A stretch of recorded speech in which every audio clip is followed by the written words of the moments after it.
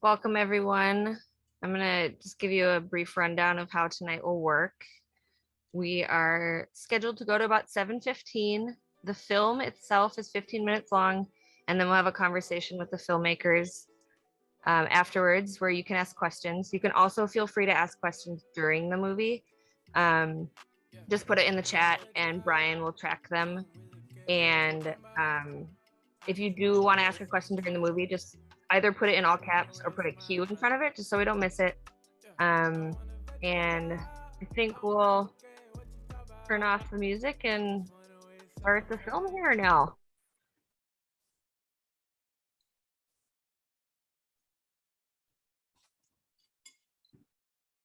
And if it doesn't work, then I'm just going to send you the link and we'll all watch it on our own and come back. Also, the correct answer for the film you're excited about watching is this one.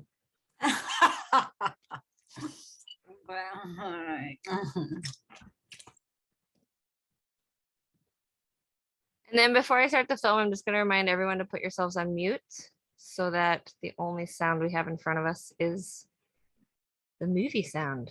Please turn off your cell phones and whatever else to say before get your popcorn ready. And we will begin.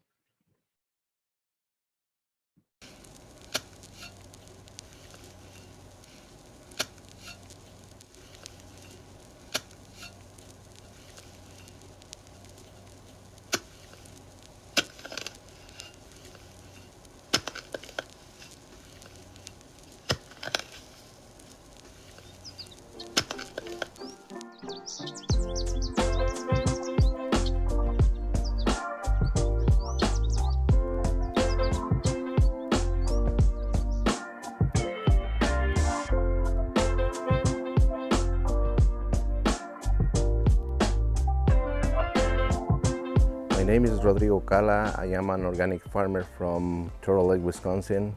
I arrived to this country in 2004. I was working for a factory making horseshoes for 10 years. But one day we're going to try to find some specific products for Mexican dishes. We're going to 10 different stores. We find the product, but the quality was so poor. So what we see is an opportunity to grow products in this country. We grow tomatoes here, we grow onions, we grow peppers, we grow lettuce, kale, collards. We grow like 50 different crops just for selling in the cities. We are certified organic here at Dawn to Dusk, and we teach incubating farmers also on how to be organic. To be organic certified, you have to think in a holistic way. Essentially, you have to think of the soil as a living thing, because there is life that goes on under the soil. Applying pesticides and using practices that are harmful to the soil are really not what we do. We try to make the soil better than how we found it. My name is Vanessa Casillas. So at the Gatherings Cafe, we make Indigenous foods, and we are located in the heart of the Indigenous community. We do employment training. We work with people who have no experience or little experience in the food industry, and we teach them in a way that's focused on the Indigenous lens. When we first started making meals, we started at about, I want to say 100 meals. And that grew to about a little over 200 very quickly.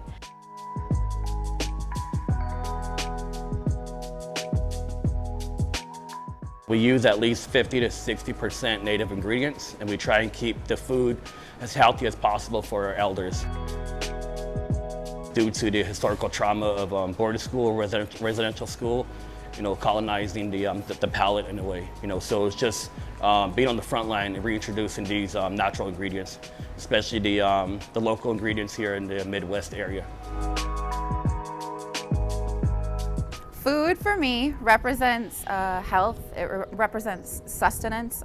Here at Dream of Wild Health, one of the things that we say often and something that we're going to kind of continue to push is food is medicine. It's not just fuel for my body, but it's feeding my spirit. Working with the earth is healing me in ways that I didn't know I needed to be fixed. There are those different sensations that you get from biting into a freshly picked ripe fruit. And that's why it's so important for us to be able to put as much love as we possibly can into growing these plants. It's the best investment you can do in yourself. People thinking, I'm gonna buy a expensive car, or I'm gonna buy a expensive and fancy cell phone. I think the best investment you can do in yourself is get healthy food.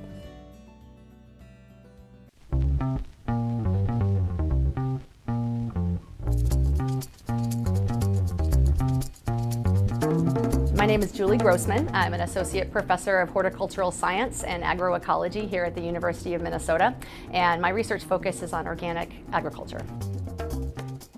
I lead a research lab that focuses on soil fertility within organic agriculture systems. So we try to figure out ways in which we can fertilize vegetable crops without needing to use synthetic or chemical fertilizers. Our lab works really closely with farmers. We love to work with farmers. Emerging farmers, which are often defined as new immigrants or farmers of color, to work with them to get their questions, the questions that are most pressing to them, answered on their farm. We work with Rodrigo in a number of our projects where we might test something at the University of Minnesota in our research fields, and then we'll take those results and bring them out to the farm where Rodrigo can test them to see how they work. But that's a very, very important piece of what we do, is developing or co-developing this knowledge about agriculture together with the farmers.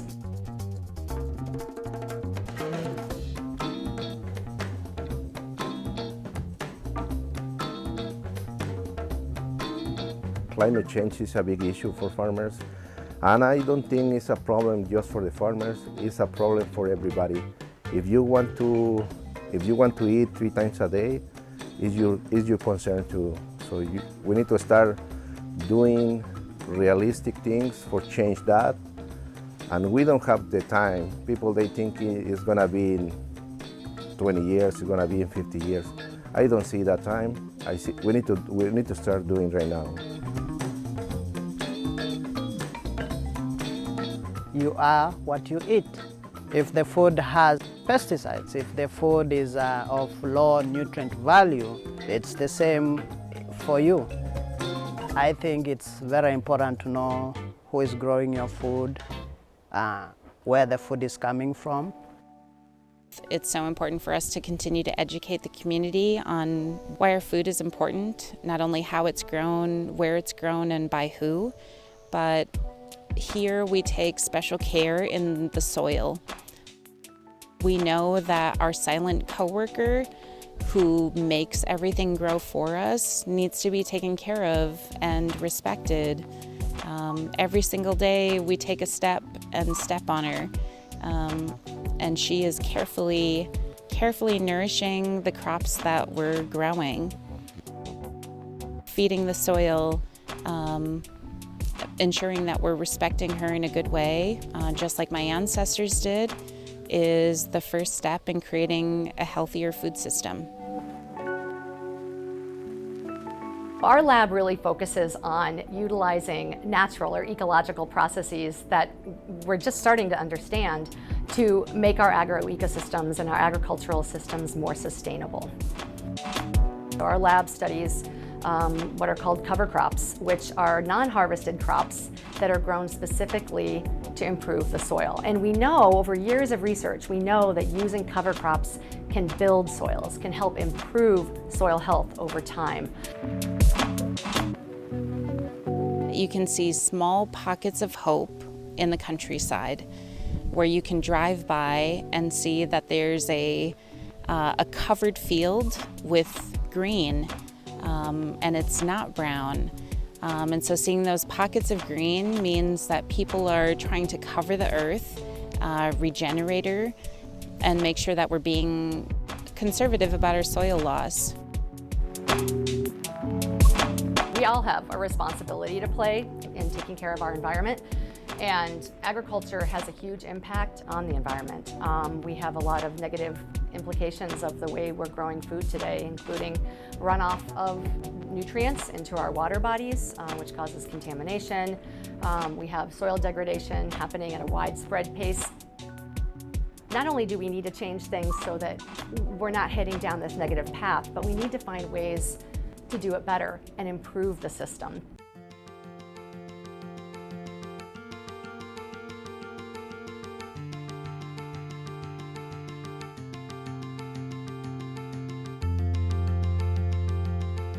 The average age of farmers in this country is 58 years old. So for me, I have a question: who's gonna be the next generation of farmers in this country? Here I've been reminded about the intergenerational work that we're all doing. It's not just about growing food, but also to empower our youth. You know, we have so many youth that think the farmers here are rock stars, which I think is so incredibly amazing. And I wish I would have grown up the same way, but I didn't. I think that's where one of our biggest challenges lies, is helping the young people that are so passionate about working in agriculture and producing food make it a living, because that is a very, very challenging aspect of farming today.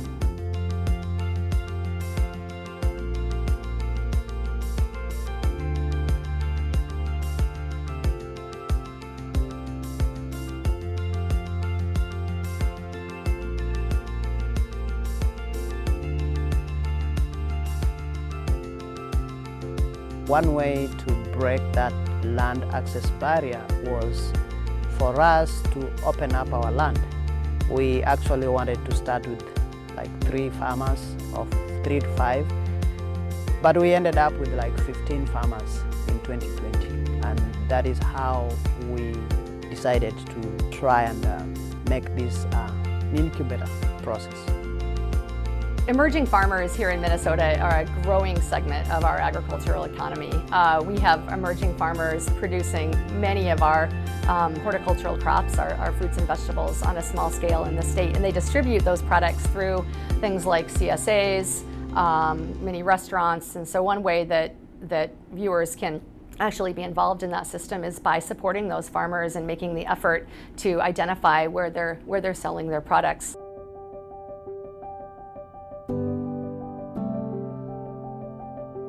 Slow food is finding and gathering people to share, explore, and preserve their cultural significant foods.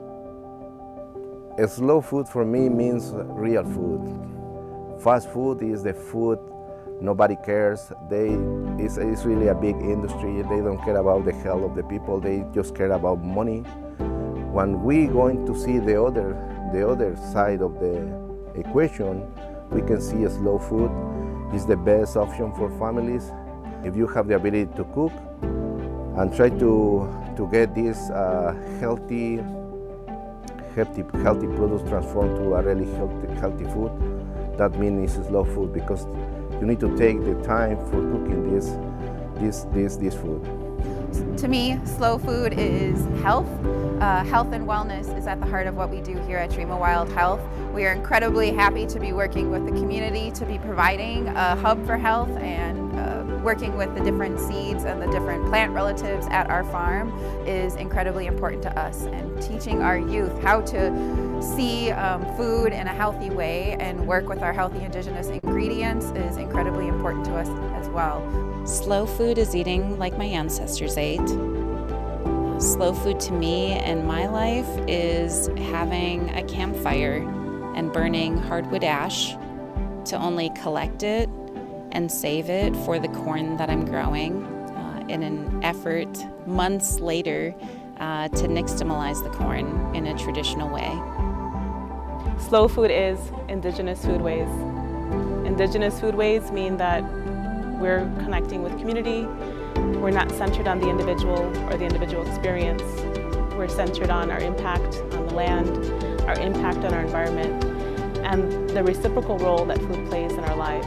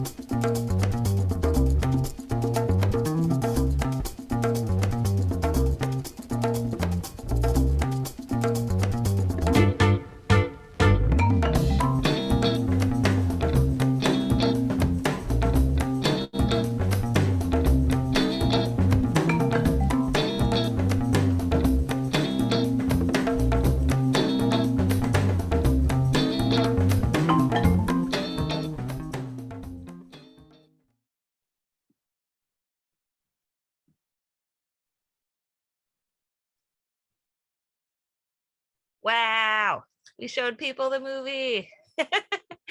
um,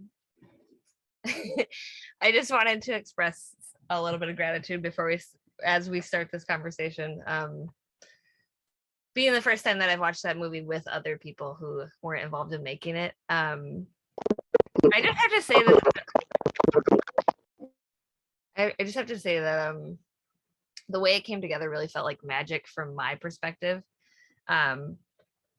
And I'll talk a little about that right now, which is I had this idea, which came from Terra Madre, of seeing all the bright spots and the people who are actually building a more beautiful food system that our hearts knew was possible, instead of the news cycle, which just talked about all the ways that we were screwed.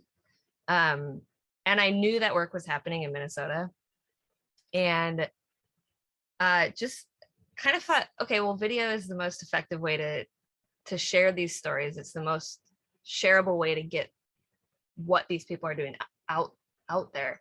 And I posted a volunteer match, and Kish answered, and I was like, this is kind of the outline of this video I'd like to make. And Kish answered, and what followed was Kish organized a video team with Liz and Bud.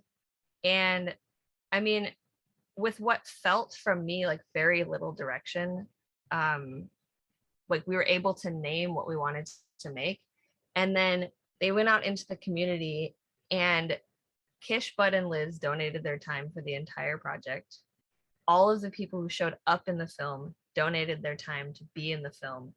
Nobody got paid, like no money was exchanged. And everybody from every conversation I've had about this film left feeling great about it and excited that it was made, excited to be a part of it. When the videographers were like, we want to work with you more, I was like, I don't know what the catch is. And I think that's a part of the conversation to have, is like, how do you make something that's telling other people's stories that everyone ends up feeling good about?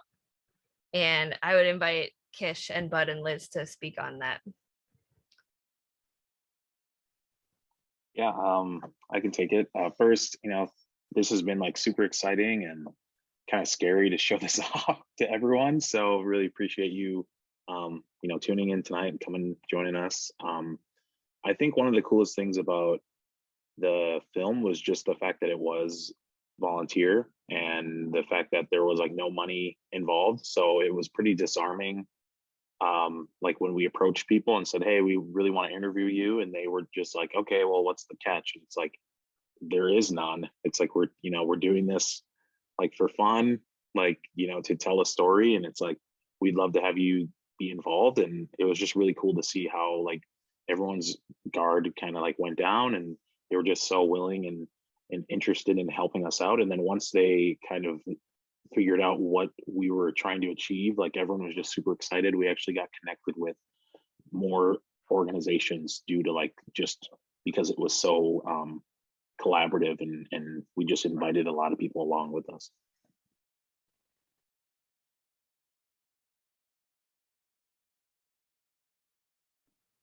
Yeah, I agree with everything Kish said. And then I think on top of that, as far as kind of like Cedar mentioned, everyone feeling good about it. I think Kish, Liz, and I happen to have experience in this kind of storytelling with our other job, and so we found the best success with sharing as many perspectives as we can, rather than trying to kind of over structure it ourselves, and kind of it's a fine balance of letting the story kind of happen as well as shaping it. So it's kind of, we didn't know the story until we went out, we knew the questions to ask and stuff like that, but we let the participants shape the story, and just really leaning into their perspectives. And without it, there is no story. So I think it was a reciprocal filmmaking process with everybody involved.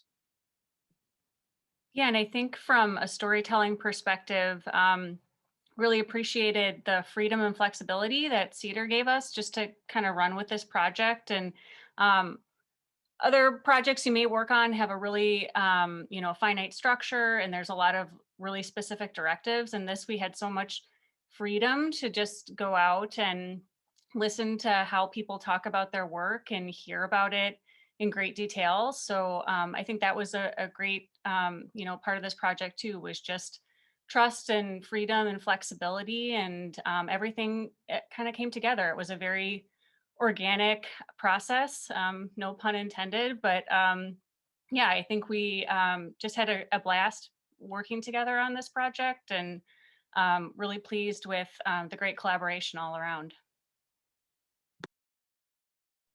Yeah, I remember something that I don't remember which one of you said it when we were talking earlier this week, but part of what made it easier, I don't know, part of like what was fun about it for you was that it was volunteering, that wasn't just like packing boxes. It actually played to your skill set. And yeah, maybe you can talk about what the experience was like as a volunteer on this project. Yeah, I can take that. Yeah, so Bud, Liz, and I like worked together at Greater Twin Cities United Way, and that's kind of how we met. And with like, we were in the marketing department, so a lot of our job was like telling stories, gathering our nonprofit partners, and usually the angle was like about our organization. And so like since Liz has left and I've left, but when we came together on this project, we just were really excited about not having to like angle some sponsor or some donor as like the grand person behind the whole thing. And it was really just about coming into it, and just like Bud said earlier, letting the producers speak for themselves, and giving them a platform. I think one of the coolest things about this opportunity was like just being able to do what we're good at, like what we get paid to do. And unlike packing boxes and things like that, which are all like super important, and like just getting bodies is very important in the nonprofit space. But like, I think sometimes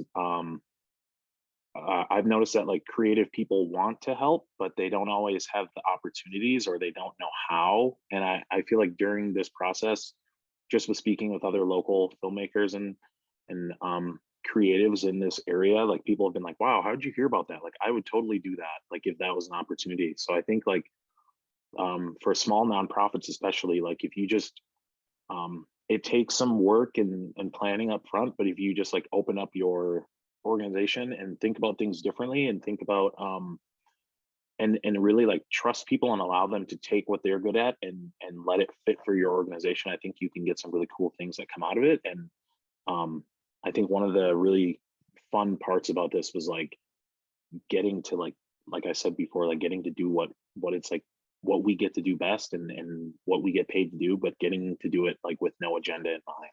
So it was really cool.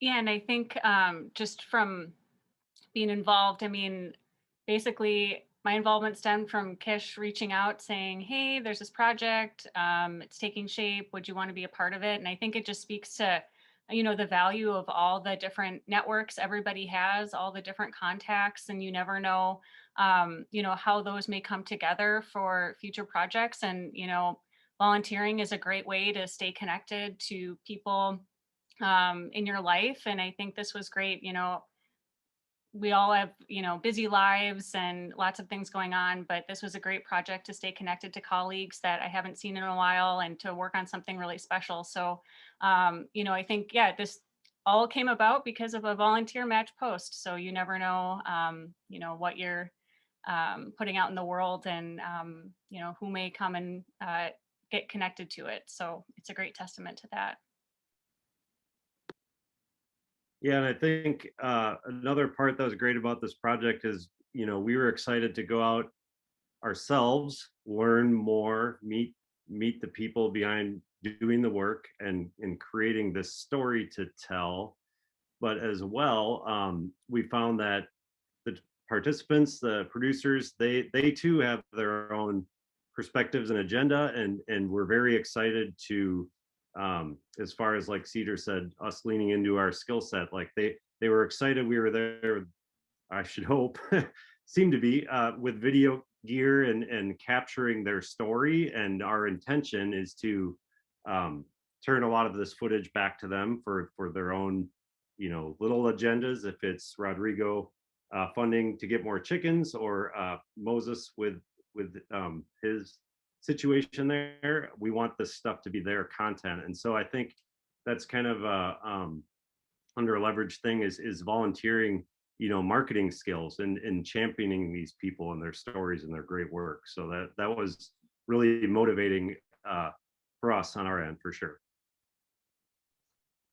Yeah, that makes me think of the whole thing being relationally based. At least like I feel so privileged that we get to tell these stories and just to even be a part of the project. And maybe because money isn't involved, I feel way more compelled to make sure that it was worth your time, make sure it was worth the participants' time, and kind of keep that relational wheel and web going and growing. Whereas like if it had just been a cash exchange, that's kind of like, okay, even Steven, it doesn't feel like there's as much space for reciprocity, I guess.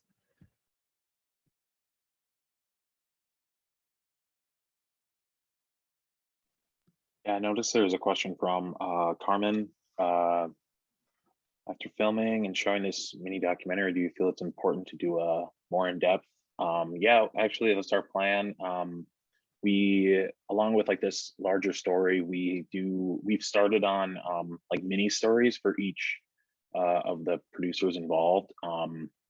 It's just been kind of time has been kind of hard to get that stuff together. And you know, with like I started a new job this past January and or this January, and like we've, you know, with the holidays and everything, it's been kind of tough. But our goal is to after, now that like we've wrapped this up and it's out there, is to get going on those other stories and just go more in depth with each of them, having them have like a 1 to 3 minute about them, just so that they can use for their own use, as well as just if people have a specific interest that they're passionate about, or a person that they really identified with, that we can just go more in depth and allow people to just like get to know more of the personalities and the stories behind the people. Yeah, and I wonder if you all can talk more about how the film grew as you started building relationships with the people that were appearing in it.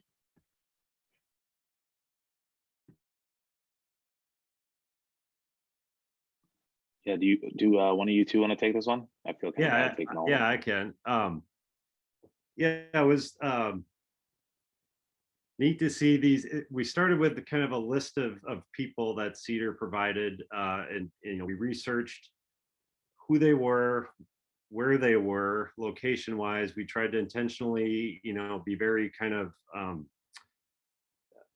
equitable in who we were showing, and how seeing them all together, what that looks like. So that was a mix of happy accidents and very intentional selection. I think the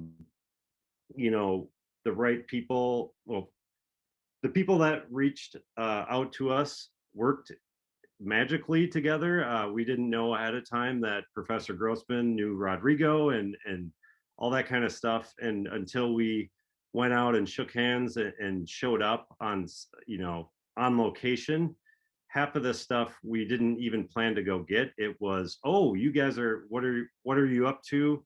You should go here next. And so meeting these people and establishing relationships, like Cedar said, is kind of what built this film. Was opportunistic, so to speak, a mix of opportunity and intentionality. And when you're sending emails or calling people on a phone, rightfully so, people's defenses can be up. Someone's trying to get something from me, what am I going to get?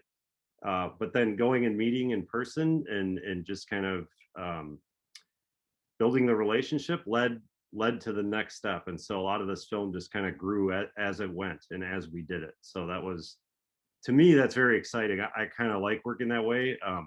Instead of knowing every little minutia that we need to go check all these boxes and get all these things, I think leaving intentional part of that open to opportunity is important for authentic kind of documentary storytelling.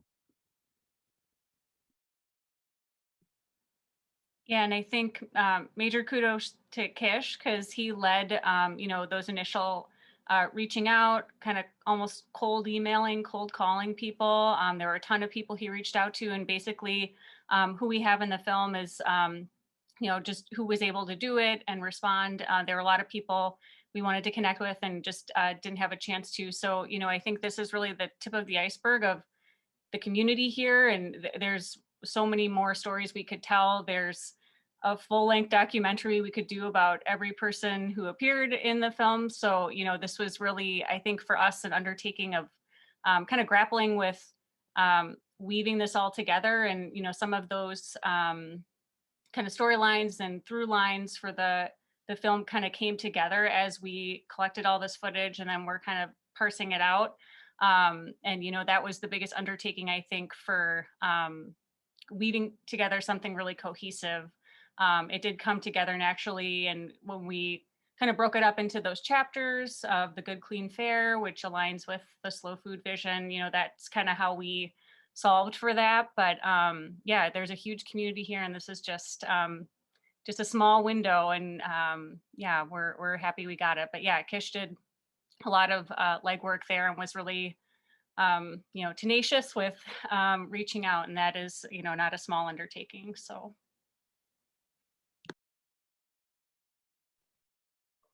Yeah, I feel like I'm glad, because my Google inbox is finally like not getting so full. I had like so many emails in 2021, so it's nice to just like not have to be on my email 24/7. But yeah, just answering your question here, Anne.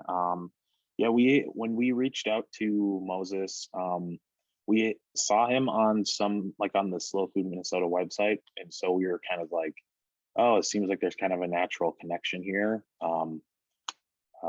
From like Liz kind of mentioned it before, but there was like this list of like potential partners and people that we could reach out to, and we kind of like just picked based on like a bunch of different factors, like location, who they were serving, what their process was, what their overall kind of goals and agendas were. And yeah, and it was like the people that responded, just like it just happened to work out, and it happened that like they all kind of do different things and are in different kind of focuses. But it's pretty cool that like, yeah, like that Moses had like, they already kind of knew about slow food, and then like Professor Grossman knew Rodrigo.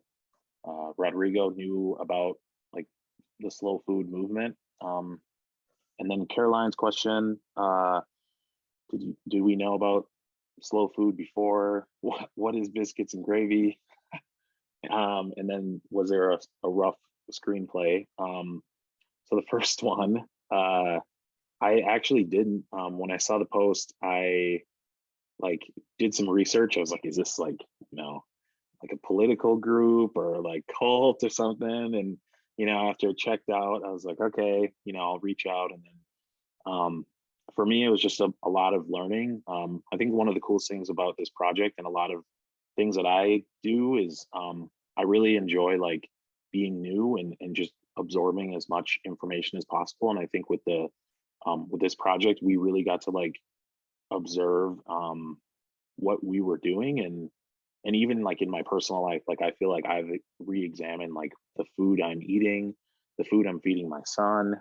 Like I feel like this project has just helped me a lot personally, besides just like making it. I think just my lifestyle changes, it's been like instrumental in changing that.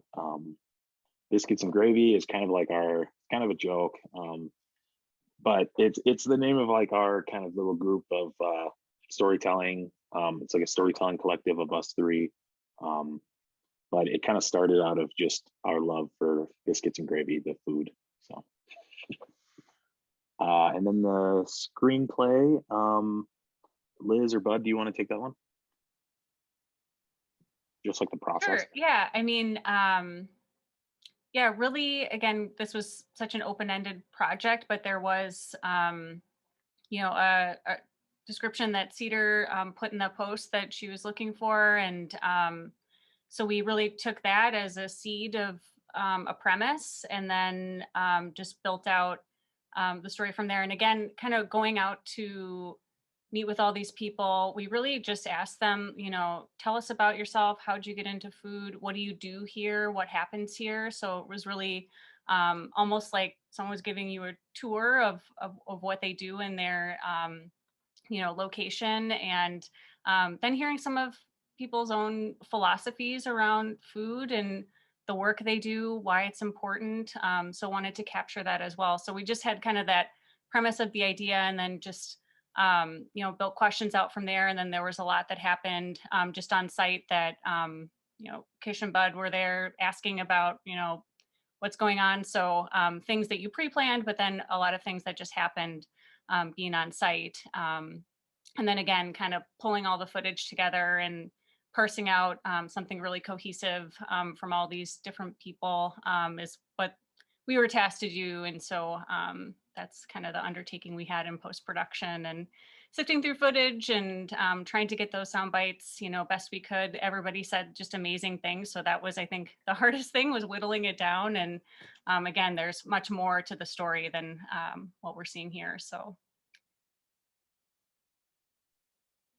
Yeah, just oh, sorry.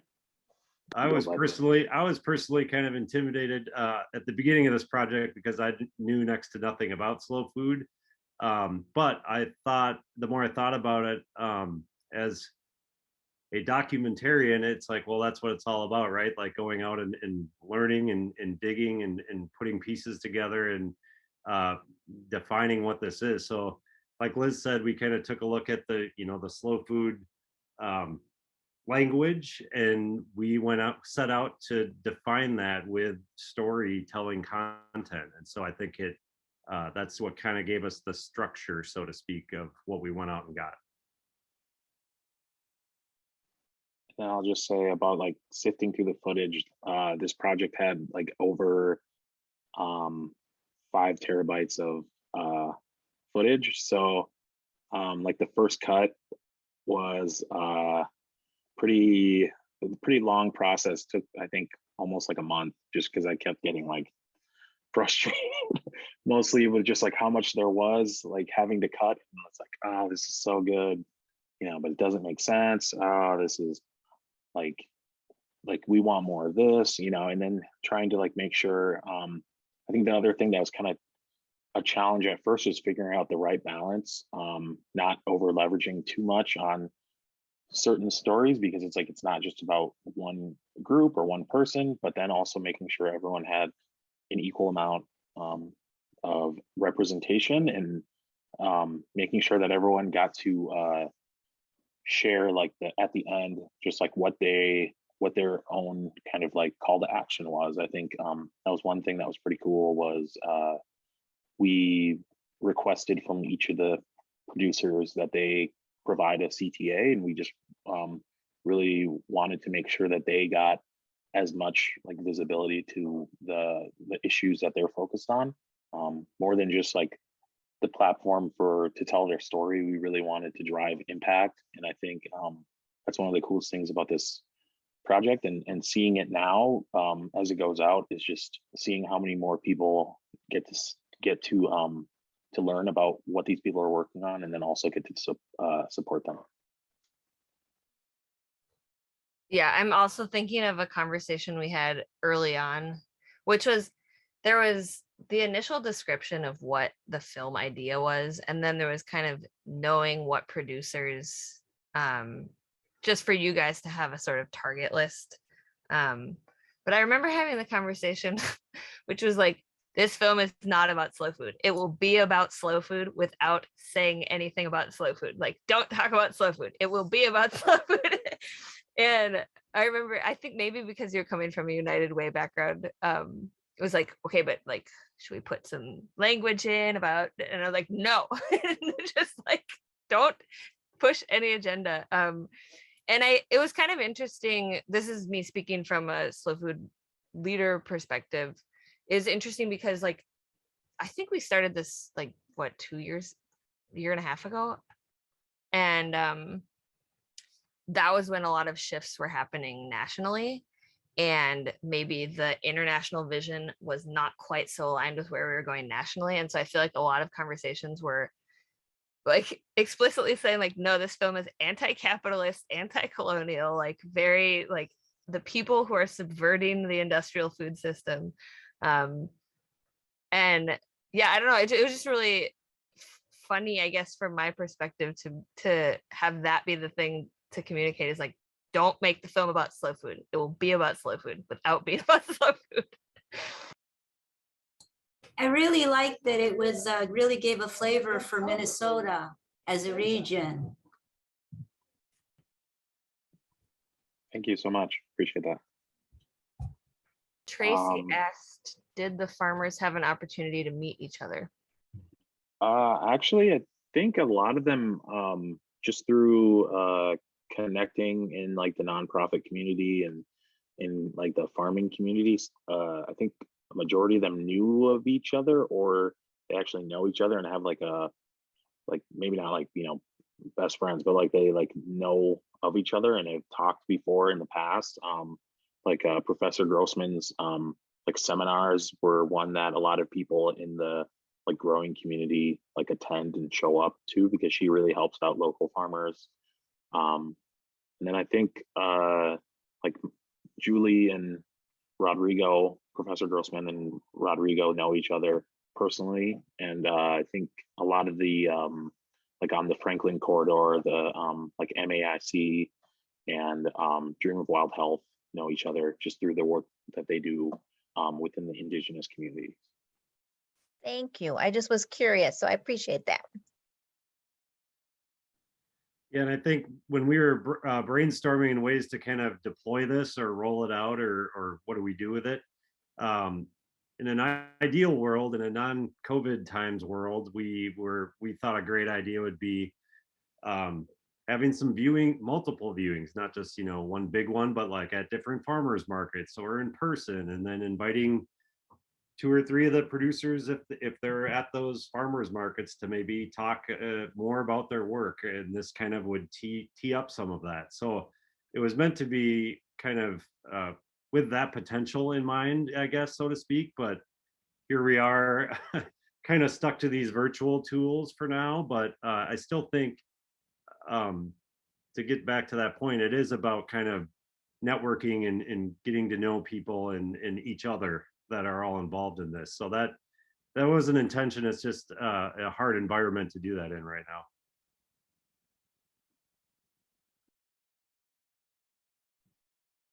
Can you talk about how you engage the people in the film in the post-production process as well? Yeah, Bud, you want to take that one? I can, but I feel like you you did more of the Sure. Yeah, I can answer it. communicating. Okay. Yeah, I just yeah. So after the film was done, we just really wanted to make sure that people felt good about the overall product.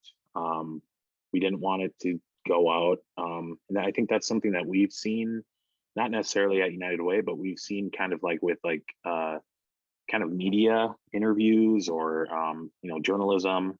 Um, Sometimes it's like you get a quote from someone and or a quick video, and then when it goes out, it's not quite what they wanted or what they meant to say. So um, we gave people multiple opportunities to uh, view the film, view their portion, update their CTA, look at their bio on the website.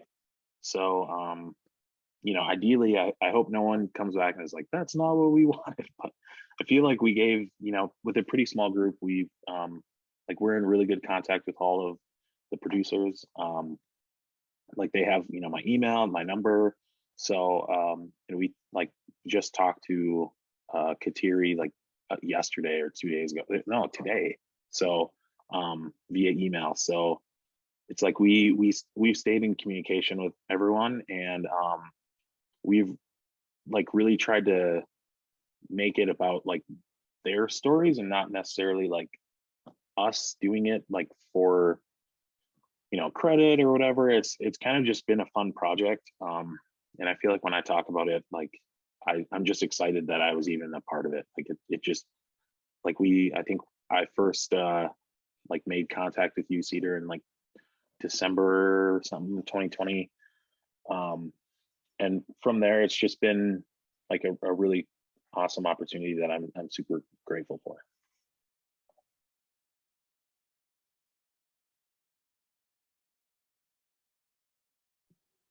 One thing I was going to say, Cedar, just when you were talking about the idea for this and how it came about from something that was a bright spot, I think even as we were approaching this content, there's a lot of different ways you could approach it. And I'm glad that seeing some of the stuff in the chat, just that people felt really like it was a positive story. And I think you could have gone the other way and really had a totally different tone to this, but I'm happy that the positivity comes through. And I think, a lot of engaging the public in this work or others that you're working to get into the slow food movement and volunteers, I think people are really motivated by making a difference. And I feel like having the opportunity to share a story that feels hopeful, as best it can, I think is great to hear that resonated and that came through, because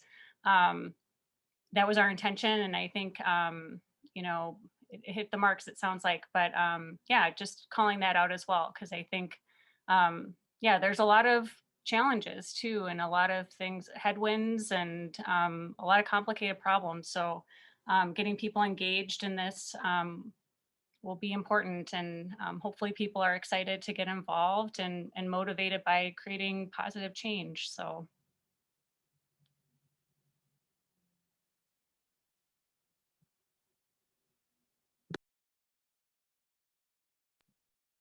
And says amen.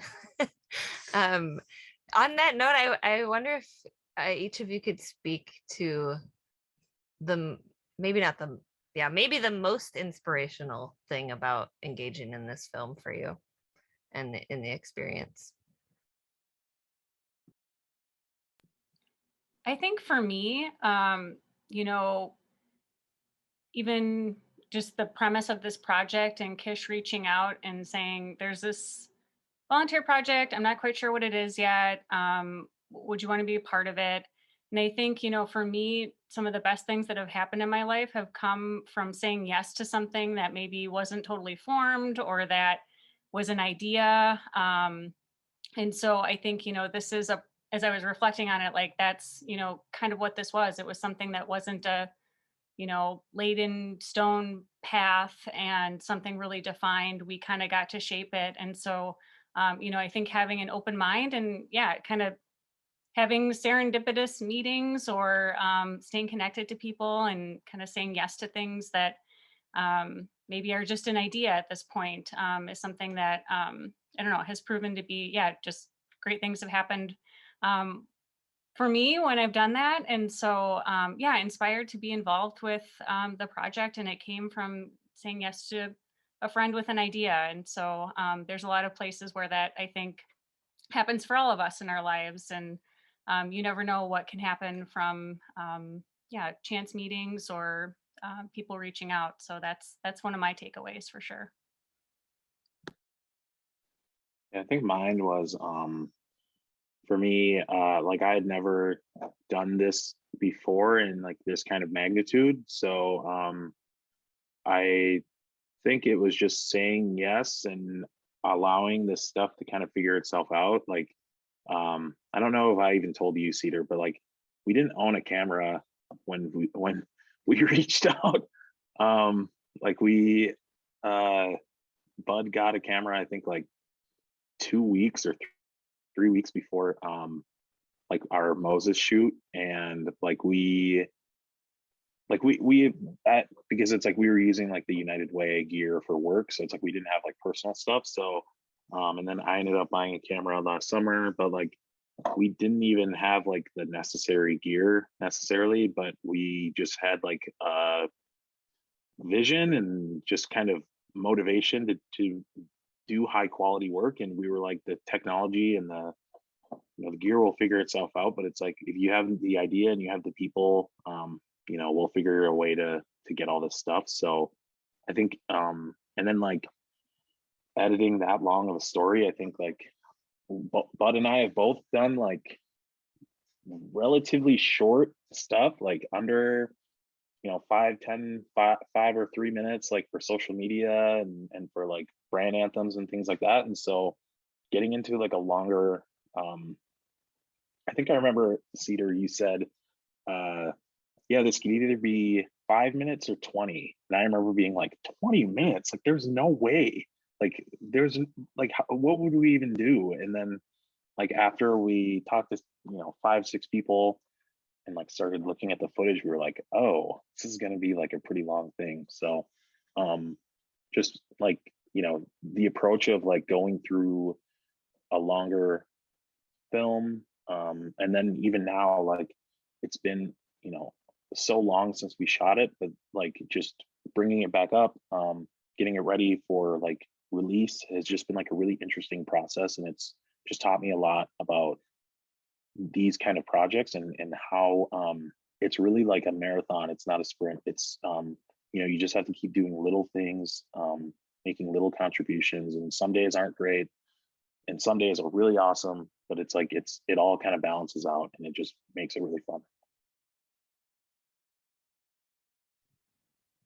Yeah, I think for me, a couple things. I know the most inspiring part, of course, was going out and being able to meet and see all these people in person, where they work, what they do, and the magnitude of it all. It just blew me away, and how welcoming all the participants were in doing this and being part of this story. I know that's probably the most inspirational. I think what also gets me very excited is that by no means is this a perfectly made documentary or like this like shiny thing that we made and we're like, look at this. I look at it as more of a introduction to a way bigger conversation, and you know getting to kind of getting their voice elevated or face in front of more people, more familiar with them and their work. And then what the future holds, maybe there's more projects. We meet more people in the food system, tell more angles of this story.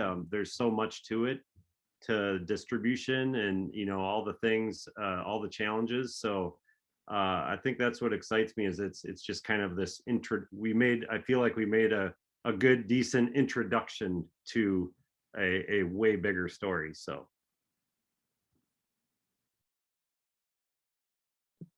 Turn it back to you, Cedar. How would you, yeah, what are your takeaways or your biggest inspirations from working together? My real, like, the realest answer I could say is that this whole process was like a life lesson um for me in, I mean, the way I've been acculturated, I'm not sure if that's the right word, but like the way I've been taught in school and the way I've been taught in jobs is to like push, make it happen. um and this felt much more like identifying something that my energy was really behind and then releasing it, and not like checking on you guys all the time, and not, I don't know, really like not worrying about it, just kind of like trusting that if it was going to happen, it would happen. um and every single step of the way I've just been blown away. Like I I've stopped saying this so much now, especially after talking to you, Liz, about like setting the intention and setting the container does matter. Because when I saw my name as executive producer, I was like, what? Like I didn't do anything. But yeah, I mean, every step of the way, like hearing that you guys were happy and having fun. I mean, certainly not 100% of the time, but that you were enjoying the process and that you wanted to engage further, and that all the people who were showing up in the film were happy and like excited to be a part of it, was really an example, like maybe one of the first examples I've had in my life of just letting something flow and accepting that and allowing it to weave and go in and out, and allowing whatever wants to be birthed. And I feel like the experience for me was nothing short of being part of magic. And the way everything came together and like all the serendipities, and yeah, I'm just like, this is crazy that this happened. What?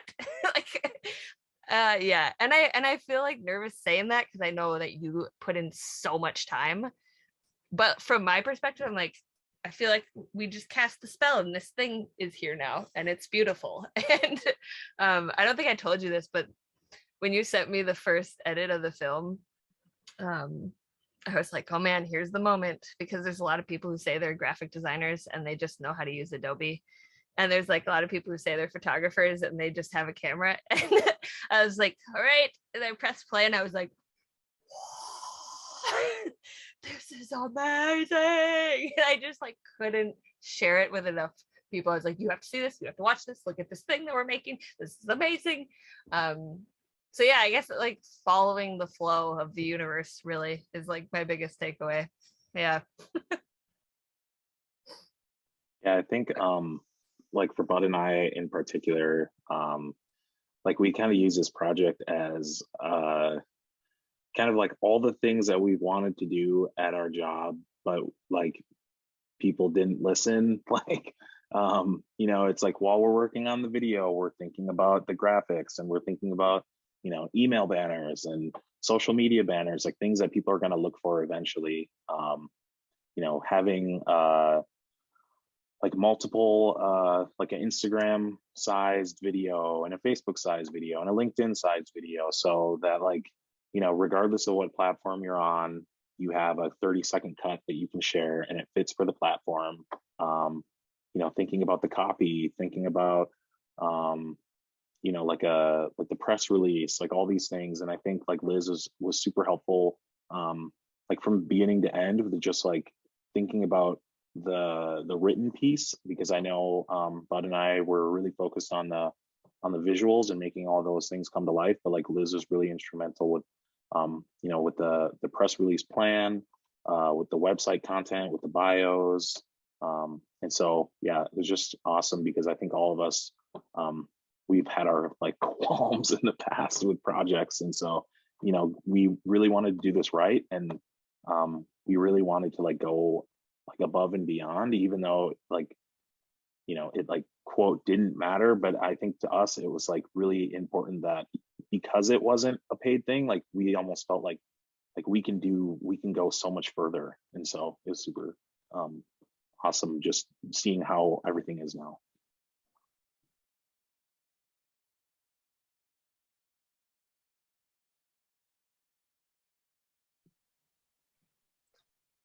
I want to leave. I know we said we'd go till 7:15, so I want to leave space for any audience people who have questions. But before, since I know some people have to hop off, I just wanted to mention that we are interested in having chapters and other organizations that feel aligned have screenings.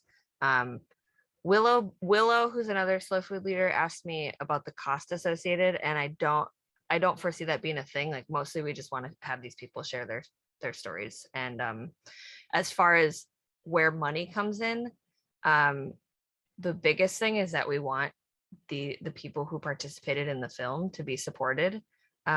Whether that's, I mean, for most people on this call, that will probably be financial or sharing the story further.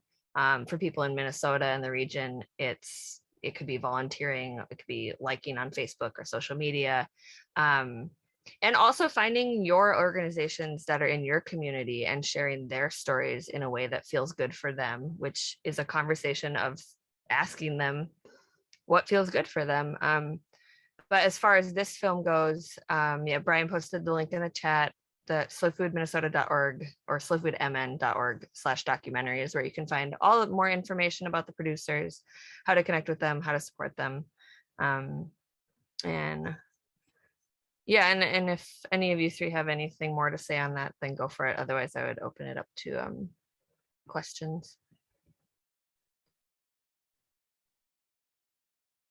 Yeah, I feel like Shirley, if you go to the link, you can learn more about all the people involved. I think it would just take a little too long to go through all their stories, but we made sure that like we gave context to everyone that was involved, and not only gave an explanation of who they are and what they do, but then also how to support them. So you can go check that out. But yeah, no, I feel like I think it's awesome because like we Bud, do you want to talk about like can we talk about the donation thing, or is that like secret? You asked, is that for Cedar or me? Yeah, Cedar and Bud. I would say talk about things. There's no secrets. I don't have any secrets about. Okay, yeah, Bud, do you want to talk a little bit about the United Way thing? Sure, yeah. I work at Greater Twin Cities United Way, and they caught wind of this, well, we all used to work there, but they caught wind of this project being worked on, and they too fund some of the same partners that are in this film and know them. And they gave me and awarded me some money for the extra effort on this, and they matched it by donating to an organization of my choice. So it made sense to give it to Slow Food. I think, you know, there's something like you have to go through that decision tree of what to do with it, but it seemed to make sense. So very gracious for them and their interest in championing and celebrating this project. It was really cool and inspiring. Yeah, and I think I know like as someone who doesn't always like give to every single cause, like I kind of have a few that are near and dear, but one thing that I really try to do is like sharing a social media post, forwarding on an email. Like I feel like those are kind of underrated, but like just opening up your network to like this story, whether it's like passing on the link or you know, watching the video, posting it on your Facebook, your LinkedIn, like all those actions go a really long way. And I know like money is like cash is king, as they say, but like I think those other actions, especially on social media, really get amplified. So I would encourage everyone, like even if you don't give, I think just post about it, share about it, tell a friend, share with your work. Like I shared it with a lot of with my coworkers this last week, and like they watched it or they watched it today, and they were just like, wow, this is such an interesting story that like I didn't even understand. And I think just getting people to think about their behaviors and their consumption is something that I think is really important as well.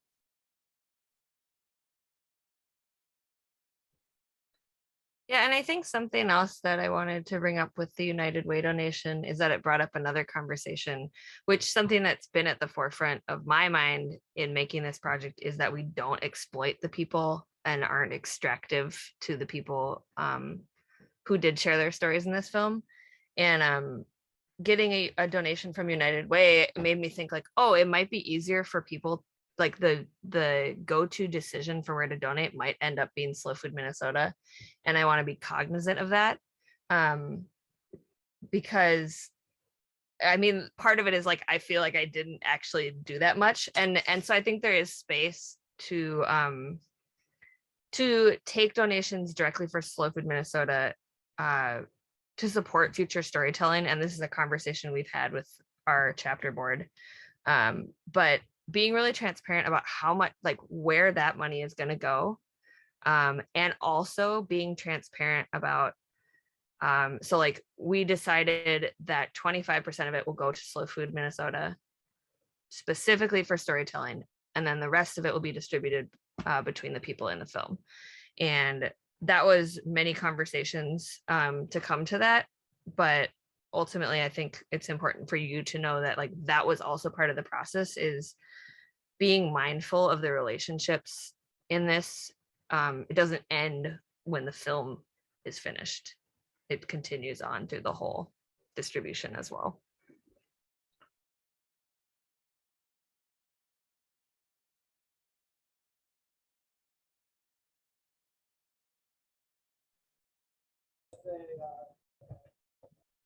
And I'll just ask one more time if there's any questions. You can go ahead and put them in the chat. Otherwise, we will say thank you, wave goodbye, give you one more post to the link where you can go watch the film and share it and learn more about the producers. Yeah,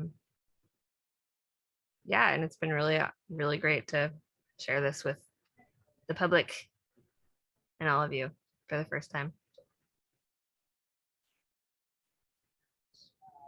Thank you for sharing it without any cost. That's amazing that you're doing that.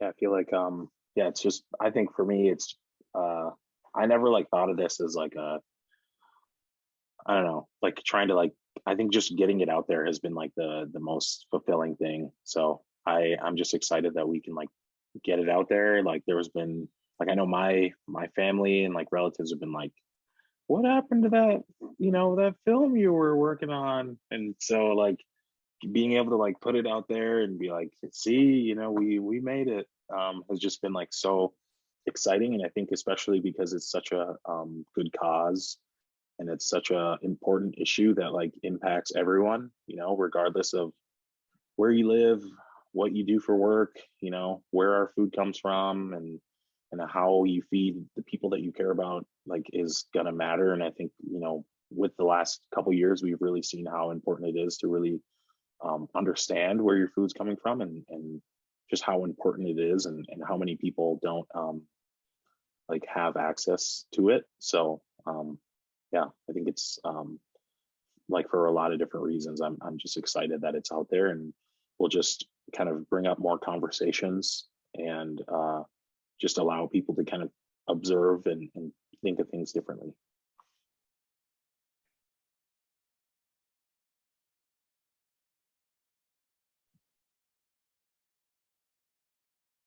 Thank you everyone so much for coming, and we will see you out there in the field.